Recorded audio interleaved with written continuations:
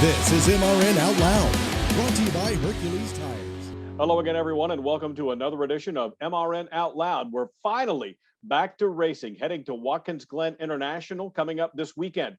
We've got Brad Moran on the show tonight. He's the director of the Camping World Truck Series, talking about their regular season finale and the upcoming playoffs and a whole lot more. Then William Byron will join us to preview the Cup race at Watkins Glen, the Go Bowling at the Glen, coming up on Sunday afternoon. The NASCAR Coca-Cola iRacing Series has just 5 races left in the season. Next up is the Logitech G Challenge 100 race from the virtual Michigan International Speedway on Tuesday, August 17th. It's the last race before the playoffs begin. The 4 rounds of the playoffs start on Tuesday, August 31st at the virtual Darlington Raceway. Catch all the action and iRacing Countdown to Green at enascar.com/live at 8:30 p.m. with the race starting on enascar.com at 9 p.m. Eastern Time. Tune in on Tuesday, August 17th for the Logitech G Challenge 100 on enascar.com. This iRacing update is brought to you by Logitech G. Through design, engineering, and a love of driving games, Logitech G takes racing simulation to another level. Logitech G, the official wheels and pedals of the eNASCAR Coca-Cola iRacing Series. Our guests are next.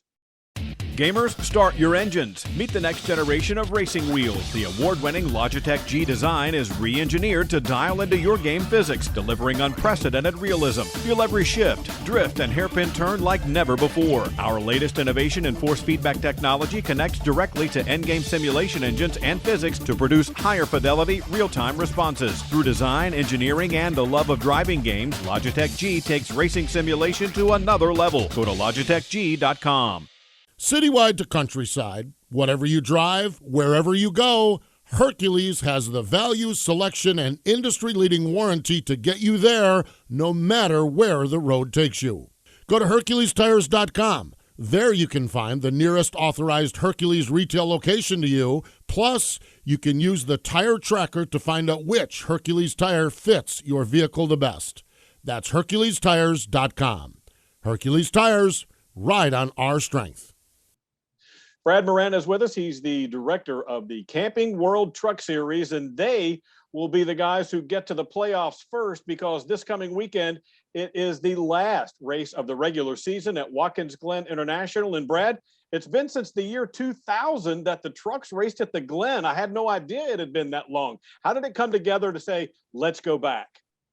Yeah, I mean, Ben Kennedy did a great job with the scheduling for this season. And it's the first time that all 3 series are at Watkins Glen at the same time, and over two decades since we've been there. So it all come together over the winter, and it was real music to our ears. The teams are excited about it. We used to put on some good shows during those days. I recall many of them, and it's just nice to be back there. And we're looking forward to this weekend. And what a place to end our regular season, which has already been packed with excitement. Well, it sure has. It seems just a very short time ago, and really it was, that Canadian Tire Motorsports Park was the only road race on the schedule, and now these guys are getting to be road racing pros. What do you think about how they've come along over the last couple of years? Oh, I mean, spectacular, really good. I mean, we did do the one road course, like you mentioned, at Canadian Tire Motorsports Park, but boy, getting thrown at that Daytona road course with no practice, no qualifying last year caught my attention. And, the guys and gals went out. They did an outstanding job. We go on to this year. This is our 3rd road course of 2021. They put on another outstanding show at Daytona, and then followed it up by, unfortunately, racing in the rain and practicing in the rain at COTA.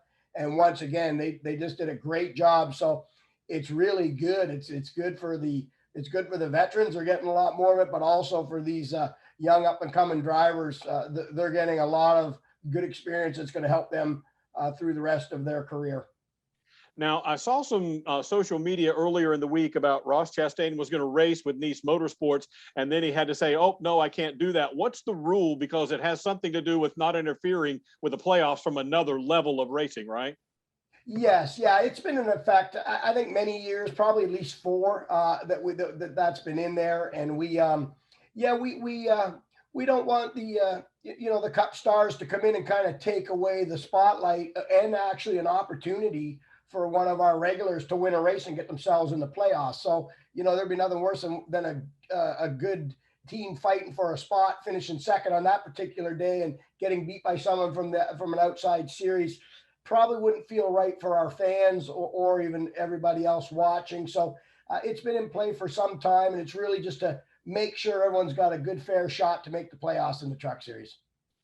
You talked about some of the spectacular racing this season. John Hunter Nemechek has just been on fire with 5 victories. Ben Rhodes, a couple of wins, 5 winners so far in the season. But you look a little bit back toward that bubble area, and you've got some bigger names who are probably looking at needing to win this weekend if they're going to make the playoffs. Guys like Derek Kraus and Tyler Ankrum, and even a Johnny Sauter, for example. I mean, I don't know if it's mathematically impossible, but it's going to be awfully hard for some of those guys to make it unless they win, right?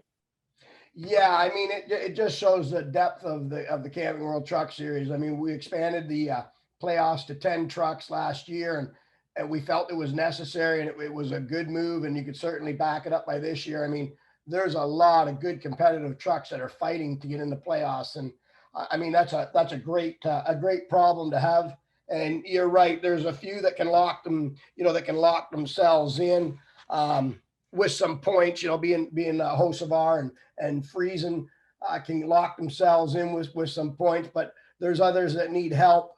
And then, boy, if there's a new winner, it changes everything. Now, as we get down here toward the end of the season and get ready to start these playoffs, what has jumped out at you this season in terms of what's made you go, wow? Because we've seen a couple of dirt races. You mentioned we've seen more road course races than ever before. And I think one of the things that appeals to fans so much about the Truck Series is these races are short. They don't have a lot of time to fool around, and they don't get a lot of opportunities to work on the truck. So they've got to just go right from the start.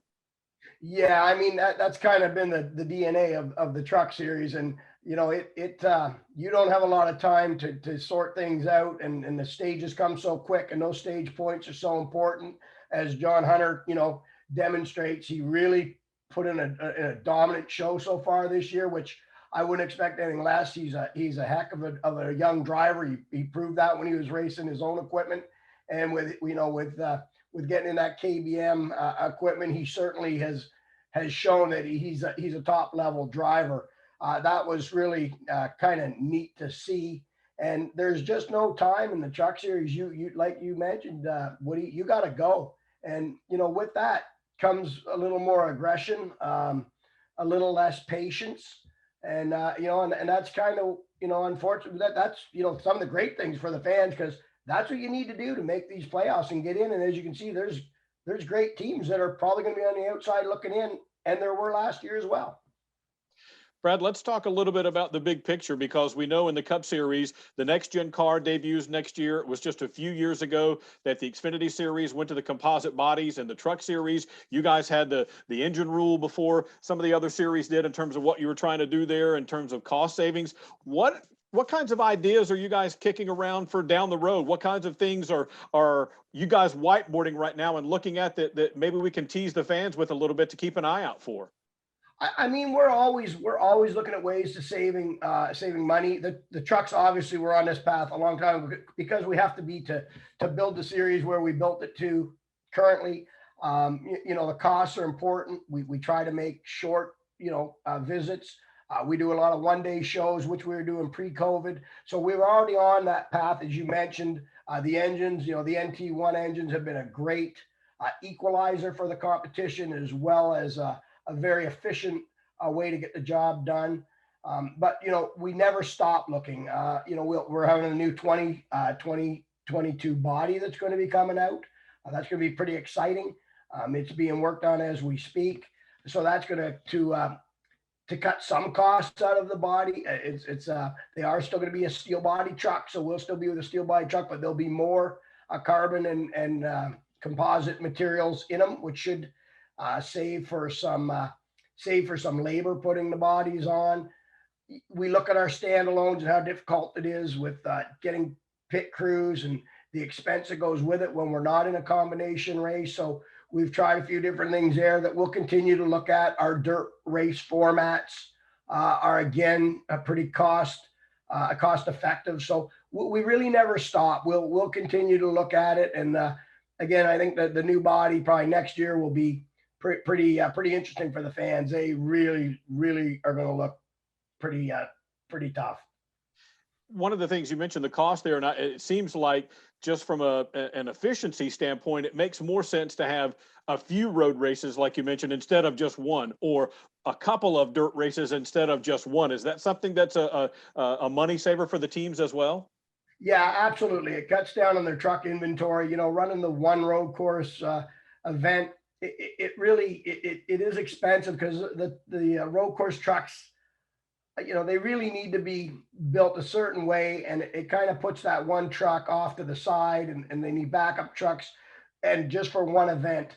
You know, the same with the dirt. When we run one dirt race, you know, the teams really were hoping we can get at least another one to get to two. Obviously, if you get to three, it just makes it that much easier. So it helps spread their inventory around, certainly helps. And that was a great job, you know, by Ben and his group this year to make that happen, which I think the teams appreciate and have seen the savings from it. Let's finish with this, Brad. One of the things that always piques fan interest is the new schedule. How far away would you say we are from knowing what the truck schedule is going to look like next year?